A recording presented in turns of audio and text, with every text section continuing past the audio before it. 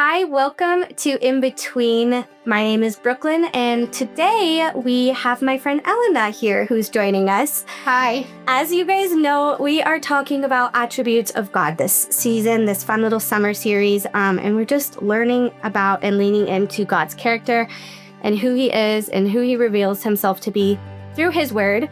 But then we also get to talk to people and see how it's played out through their lives and their testimonies, which is really special. So, Elena, do you want to tell us a little bit about yourself for people that maybe don't know you? Sure. So, as Brooklyn said, I'm Elena. I work here at New Life. I'm the early childhood coordinator, and I am married to Mitch. We have 2 kids, Lydia, who is 8, and Simon, who is 2. I feel like we're in a very fun season of life because Simon being 2, it's like we get to see who he is. He's a little bit more independent, Lydia anyway. So yeah. Yeah, no, I love getting to hang out with you and your kids. I also have an almost 2-year-old and him and Siren are very fun to watch together. And they're boys, and they're just very much boys. They're boys, yes. So today we're going to talk specifically about the attribute of goodness. Yes. When I was praying about who to have on the podcast for this season, you came to mind. And so I texted you and asked you. And I asked you if there was any attribute that you felt was like prevalent throughout your life or that you felt God leading you to talk about. And you chose goodness. Yes. Do you want to tell us why?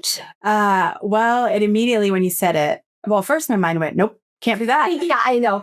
Yeah. You know, that natural, like, no, but immediately it's like, oh, goodness. Mm-hmm. But then I text you goodness or faithfulness because I didn't want to be like, I want to do goodness. Mm-hmm. And if somebody else did, whatever. Yes, because very thoughtful. But no, but immediately I feel like that was what came to mind because there has been just like, anyway, we'll talk about it. But because I just feel like there's been so much good and goodness that I've gotten to experience in my life. Yeah. That's like that immediately was what I felt like God was saying to talk about or pick or whatever. Yeah. Yeah. No, that totally makes sense. And especially when you do hear her story, like we said, we'll talk about it. But even when it doesn't seem he's good, right? He is good. And I think that when you said goodness, I was excited to hear that from you because truly you are such a testament to being faithful to his goodness, even when it doesn't seem like it. So are there any points in your story that when you were thinking about, talking about goodness on the podcast that God brought to your mind or like anything where his goodness was definitely very prevalent? So I wrote down so many. Yeah. Which we can talk about them all, but go for it. Like that would take that would take a while. And it's hard to just pick one because they go from like small everyday goodness to like the big moments. And so for like those of you who don't know my story, so I was previously married. I'm divorced. Now remarried, or I should say I was divorced, now remarried to Mitch. And in my previous marriage, my ex-husband, he struggled with alcoholism. He was in the military, really struggled with PTSD. And then that turned into full-on alcoholism as a coping mechanism. And so going through all of that, being married to an alcoholic at the time, then having Lydia, who was, it started during pregnancy, really, that I really kind of picked up on it. Because Lydia was from your previous marriage. Yes. Yep. And so just kind of, walking through being married to an alcoholic and then getting divorced, being a single mom, kind of carrying, that of I'm divorced now. And then, just kind of walking through all of that. I feel like there has been so much goodness. And then getting to start working here at New Life. Then it was in the midst of all, like, I'm going to say the chaos, the trouble that, I started working here. And then kind of, God taking all of that and now turning it into, I am married to this amazing man who loves his stepdaughter as if she were her own. We now have Simon together, which is such a huge blessing. She gets a brother, all the things. And it's just, so there's so many moments throughout that whole season where it's just like, wow, like God, you blow me away. Yeah. When you look back, especially, I'm sure in the midst of it was so difficult and so hard. Yes. Yeah. But now on the other side of everything, looking back and seeing how he did use it all for good. Yes. Oh my word. Yes. And it really, like, even like as I was thinking through my story, like even things like, so we're getting divorced and we have to sell our house. And it's like, I can't make a house payment by myself. He's no longer working. We put the house on the market Monday at like 8 a.m. We had an offer at 10 a.m. Oh my goodness. Just things like that. And like, that's a big one, but even like just the day to day where he provided friends that would just come into my life and walk alongside me, or then as big as friends said, hey, you can come and live with us for 3 months. You and Lydia come to live with us, get it all figured out. And, just things like, where it's just like again and again and again. Can you talk a little bit about how you started working here and yes, just like all that was provided through that too? Oh my word. I actually vividly remember the phone call back. I was at work And you were in childcare, yes. right? Is that, yeah, because that's how you and I met. Yes. Yeah. Yes. So I was at work and we didn't have any kids. So I was cleaning, doing my thing in the afternoon. And Paul calls me. Mm-hmm. And I thought, that's, he's kind of we've been doing counseling and all the things. So he was a pastor. Yes. You don't know. Yeah. Yes. And he said, hey, we've been throwing around this idea of you working here. And it's like, what in the world? Like this random. And the funny thing is and he said, and with that, you would be able to live in one of the church apartments. Mm-hmm. And I had just talked to my cousin that day of like, I don't know what to do.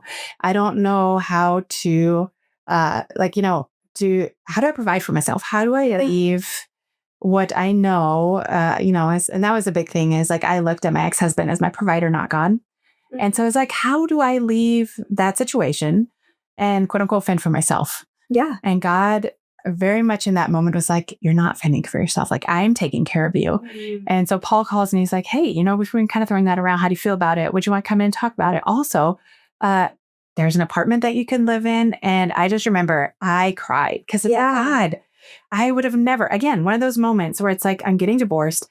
I'm trying to figure out how do I live a single mom life? Mm-hmm. It's scary. And I'm sure so many listeners can relate, but yes, terrifying. And so that just kind of all fell into place, which is so wild to say because, but God. But like you said, though, like how you looked at your husband as your provider, your ex-husband. Yes. And then God was like, no, I am your provider. Yes. And what's hard is you don't know the how. So you're still sitting there like, okay, you can be my provider, but like how we still question it, right? Yes. And we're like, okay, well, show me the plan, the A, the B, C, all of that. I need to know how this is going to happen. Like, how are we going to do this? Yeah. But then he just does it. Yes. Oh. And like now looking back, it's like, it still blows my mind because it was just such incredible timing. And God just kept showing up again and again. Then I had 2 jobs and working here and working there. It perfectly fell into place where I could do both. Lydia was at daycare, and which she very much loved. Like it all just kind of worked out so incredible. Again, I say kind of. No, it was incredible. And so it's like every moment, every piece of it, it's like, gosh, God, you're so good. Yeah. And why do I ever doubt that? I know. I feel like, Glenn, to say right now to anybody that's listening, if you are in a spot like Elena was in, or even if it's not similar, but it's just like you're fearful about what's going to happen. Yes. That God does want you to know that he is Jehovah Jireh. He will provide for you and he is good. He does want good for you. Yes, absolutely. So I know it's hard, but you just kind of got to hang on and trust in him and his provision and his timing. Yes. Yes. And it's I've had seasons too, where it's like, what am I going to do? And then on the other side of it, you look back and you always see all the ways God provides. It's like, why did I doubt? I know it is hard, but yes. Yeah, absolutely. So, was there ever a time then in the midst of that you did doubt, or that you didn't maybe, like it's not that you doubted him. It's more like, I guess, I don't know. Do you want to talk into that a little? Sure. I feel like you said, I don't know if it was so much doubt as I didn't know God well enough.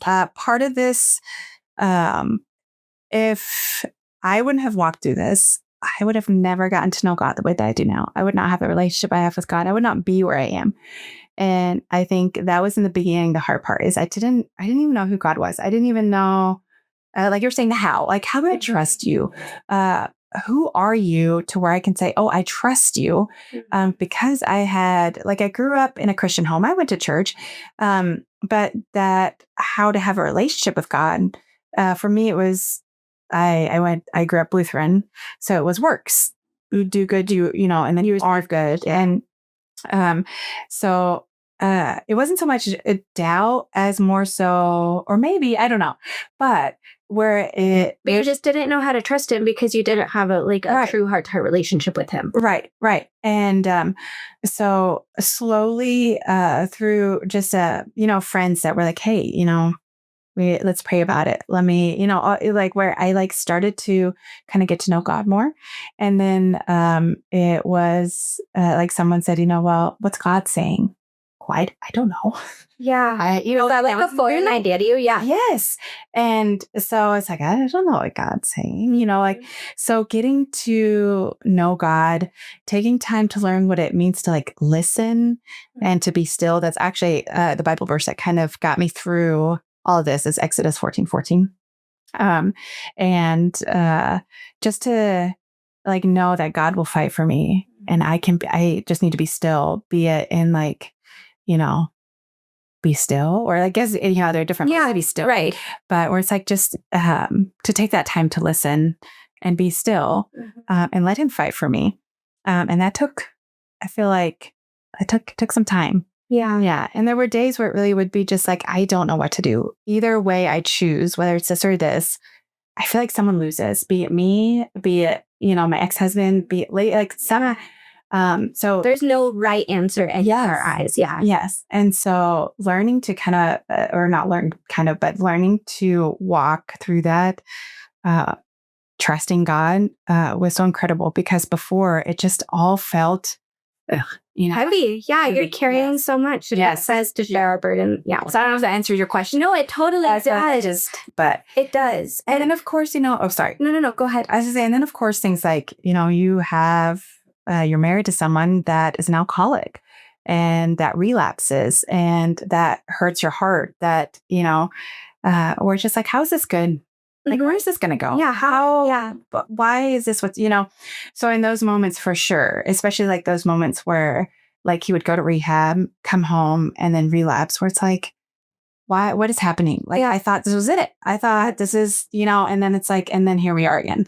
So there were definitely times where it was very hard to. And it's okay, this is your goodness. This is the goodness because you're going to rehab and that must be it. That's the way that you're going to make this all good and that he's going to be better and everything. And then we'll be fine. Yeah. And then he would come home and relapse and be worse probably. And I'm just speaking from experience because my mom was the same through my high school years, went to rehab and then would come back and relapse and it was over and over. And so you think, okay, this is it. And then it's not. And you're okay, well then where is your goodness? Right. Which is so wrong because I think our idea of goodness as humans is so short-sighted.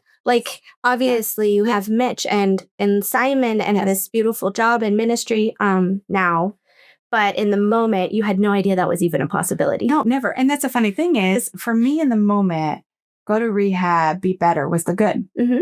That's what you were probably wanting. Could have ever imagined. And the funny thing is, so in all this, learning to listen to God, all the things, I feel it really opened up my heart to sometimes there are even days now where it's that a very intimate talking to God relationship is I want that every day, all the time. Yes. All the time. That is how it is. It's you get to know him and then you're okay, this is the way. This is the way that I am. And then I catch myself not having that. It's no, I want to be back in that. But I remember I had this moment. It was just putting dishes away in the kitchen and I was listening to worship music and, Elena and I were just hanging out and I was praying and God, he told me, he was hey, this is going to be so, so good. And it makes me emotional now. Yeah. Here's this so good. And I could have never imagined that this is my so good. Yeah. So like you said, if you're struggling, it's coming.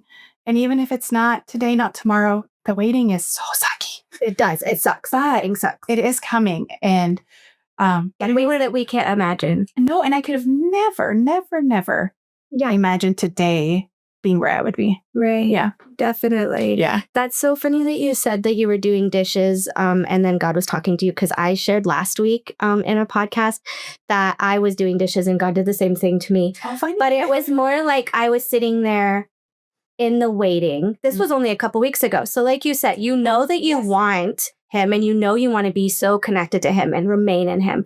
But sometimes, we're humans and then these fears can get in your mind and spiral you. That's what was happening to me. Mm-hmm. And I was spiraling and like, okay, how am I going to fix this and this and this? And then basically there was a song playing, I read Rock's Worship and I don't remember it now. I said it last week, but it was like basically, good plans. Oh, yeah. He has good plans for me. So I will take heart in deserts and gardens. And it was like louder, I swear, at that line. And then God was like, do you believe that I have good plans for you?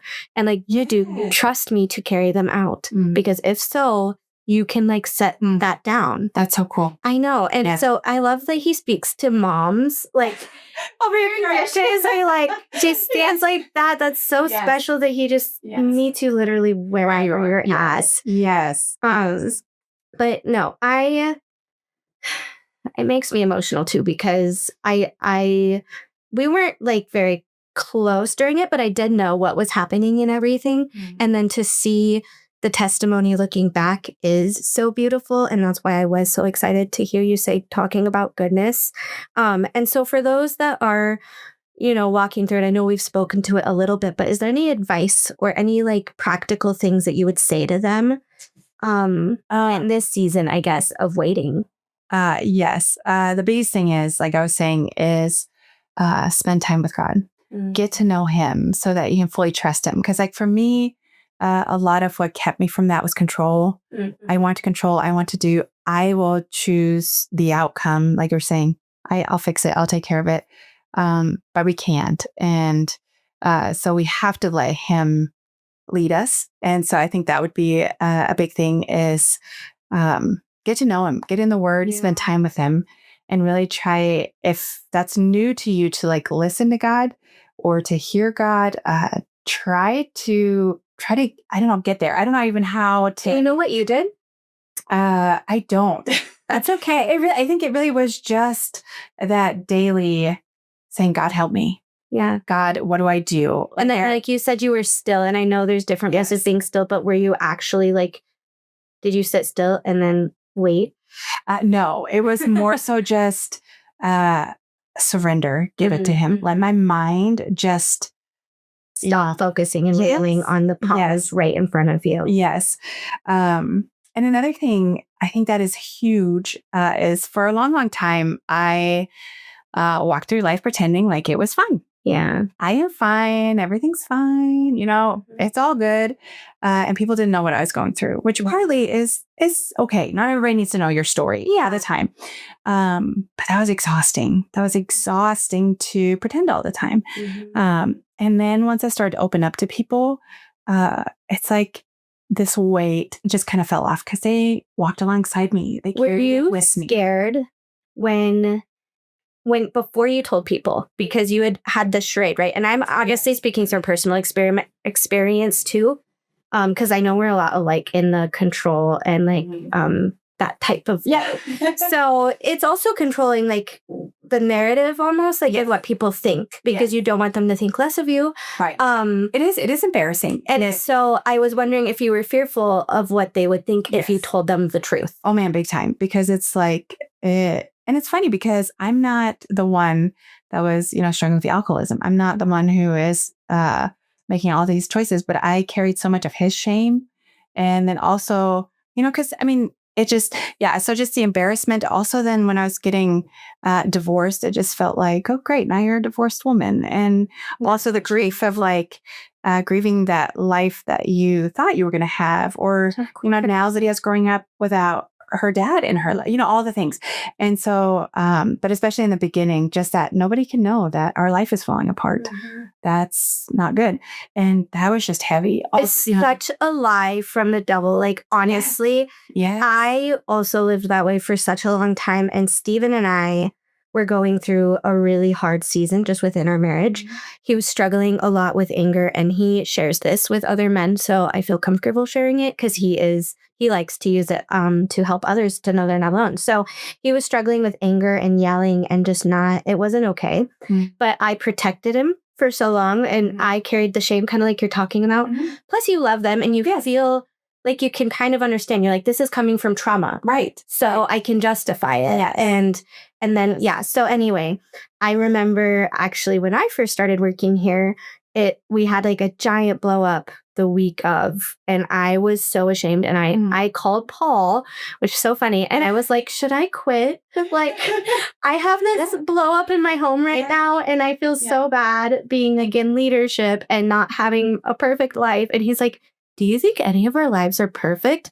I was like, well, no, but like not this bad. But say, it was so, And he's like, Brooklyn, it's okay. And then I remember just like this huge weight. Yes. Because then him and Karen walked alongside of us, and Stephen did heal and learn new coping techniques. And like, we've not had the same, like he's healed now. But if we would have not had people come in and walk alongside of us, it would have been a totally different story. Absolutely. And I don't know why I thought you could do it on your own. Yeah.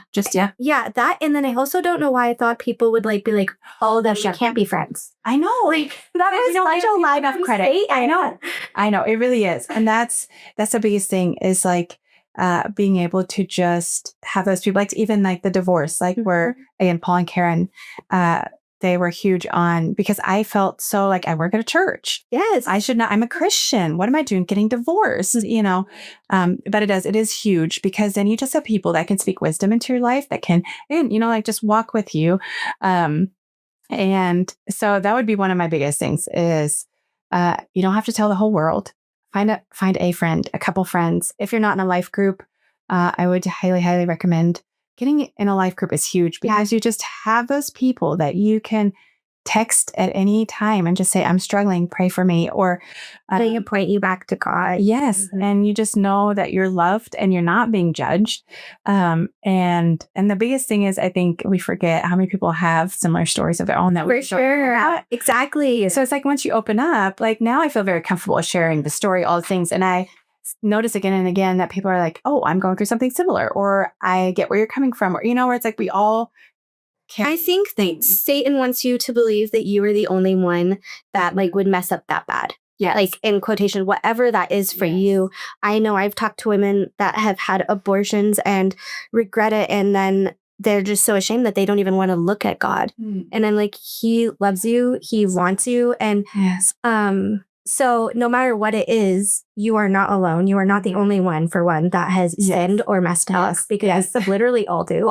Or gone through hard things. Yes. Yeah. And so but Satan wants to keep you in the dark. He wants to keep you away from community, because he knows we're going to remind you that you are loved and that God does love you. And he doesn't want that. So fight it and tell somebody, even if it's so hard and even if you're so anxious and scared, because it will be okay. Yes, I agree. And if you're watching, I'm guessing you're connected to New Life or one of us somehow. Yeah. So reach out. You're not alone. For sure. Because I do think that is huge. Yeah. Because there are many times where it was a late night phone call or that got me through some pretty tough stuff. And that's because I had friends that, just walked with me. Prayed for you. Yes. And reminded you of truth. And that's the biggest thing. Because even like back to, you were asking if I ever doubted in the very beginning, I told a friend, I was like, well, God's good. He'll do it. Like, it'll be fine. And she said, do you really believe that? Do you believe that he's going to do it? And that hit me, because I was like, I don't know if I believe that.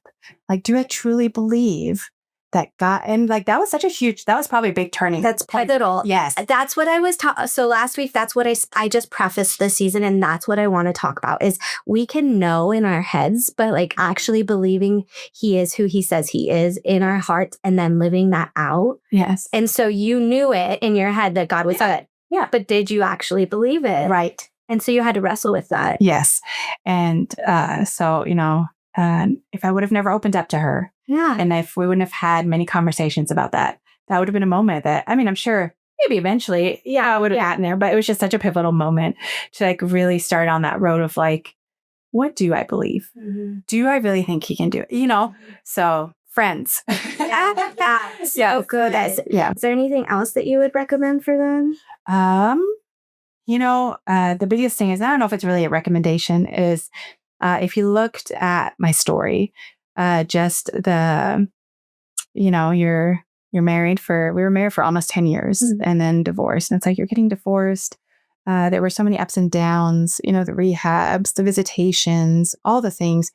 Like it's messy. It's hard. It doesn't look good. And none of it looks good. And I read this article the other day, kind of just like thinking about God's goodness. And they talked about like a big puzzle. And I thought it was cool because like if you pick up an individual puzzle piece, it's so jagged. You don't really know. It's all fuzzy. It's not a picture. Yeah. You have no idea. You don't know where it's going to fit yet. You don't know what it's going to do. And you would probably put it down and go, well, that's not. But every little piece becomes this giant picture of like God's goodness. And it's so cool.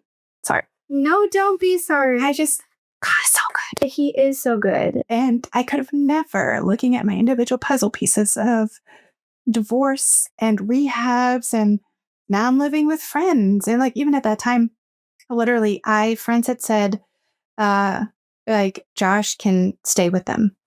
We can separate for a while. He can stay with them. I had friends from Germany come to visit me that week, and it's like, man, how do they come to our house? We're in the midst of this. They have no idea he's an alcoholic, all things. And that morning, he just decided, I will move out. And they came to town like that late afternoon. And it's just like the things over and over again, where it's like looking at that, you would think that puzzle piece of your husband's living somewhere else and you're living here. And but again, it just showed God's goodness of in that moment. It was not bad. It was not shameful. It was not embarrassing. He provided a space for him to be where when my friends were coming to visit, we could be together, hang out, but also when he, whatever the things that he was doing, he was not home. Yeah. And I just, the puzzle pieces, it just all, so looking at that piece, thank you. Because for a second, my mind is like, where was I going back to? It's like looking at an individual piece, you go, oh, that's messy.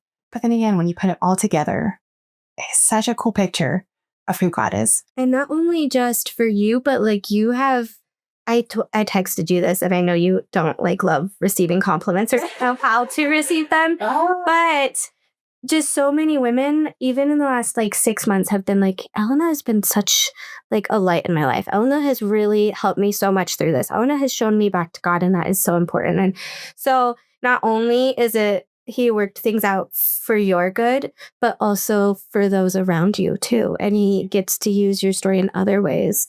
And then it just brings me to Romans 8:28, and he says, God works all things together for the good of those who love him. Yes. And he does.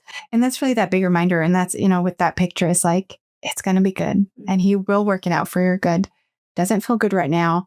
And it might feel like this could never be, but it will be. And I think that's just every day, keep reminding yourself, it's going to be so good. Like he told me in the kitchen, it's going to be so, so good, because it will, And I look back on it, and for real, it sounds crazy to say, but all of it was a blessing. Mm-hmm. Everything that I walked through, I would do it again and again and again, because it got me here. Mm-hmm. And like you said, and I am now very comfortable sharing my story, even like all the details, all the things, because it is that like I get to share how God has changed my life. Mm-hmm. And yeah. And like you said, you wouldn't we don't know, obviously, but you know him so much more intimately because of it, which also is just the best. Yes. Just that in itself right there, that piece, I would walk it again and again and again. And because that relationship with God and getting to know him like that is incredible. Mm-hmm. Yeah.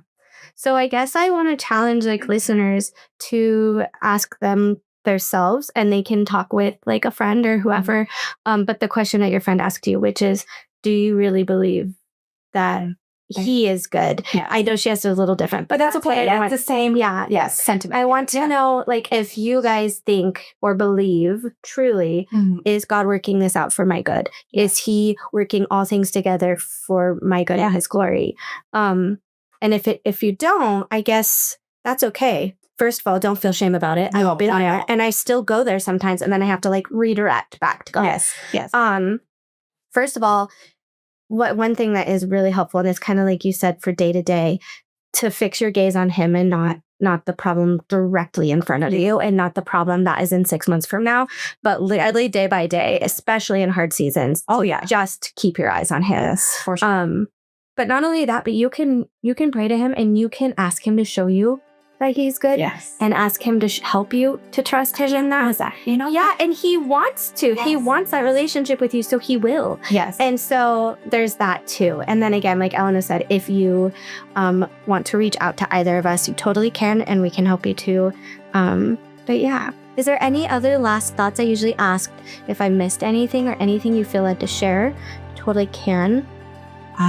No, I don't think so. Hi, yes. Ray, thank you so much for being a part. Thank you for having me. So glad you're very fun. Okay. Yeah, thank you.